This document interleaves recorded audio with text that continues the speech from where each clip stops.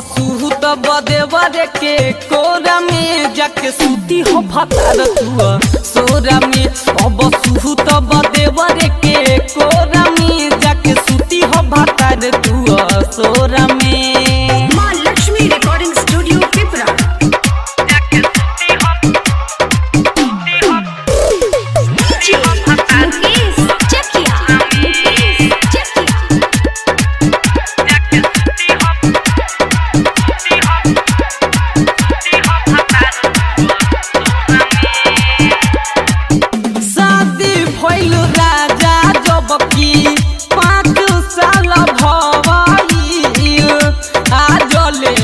जननी राजा जी कुछ राउर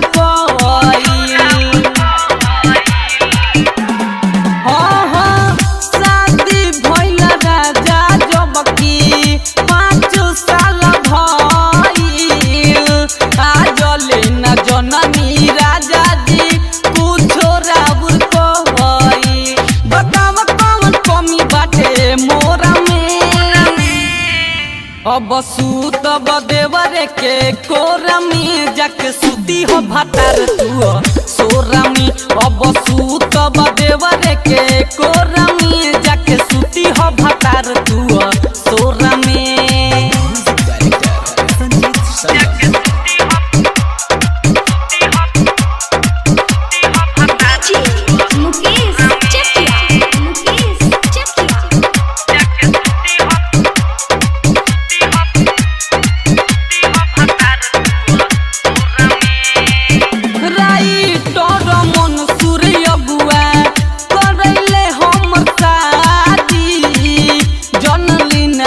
साइगल सुनील से होई बाराबादी।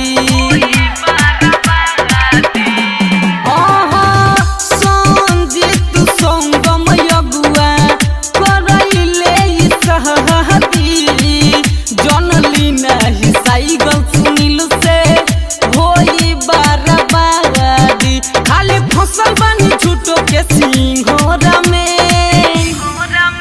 अब सूत बदेवर के कोरा में जाके सूती हो भतार तुआ सोरा में। अब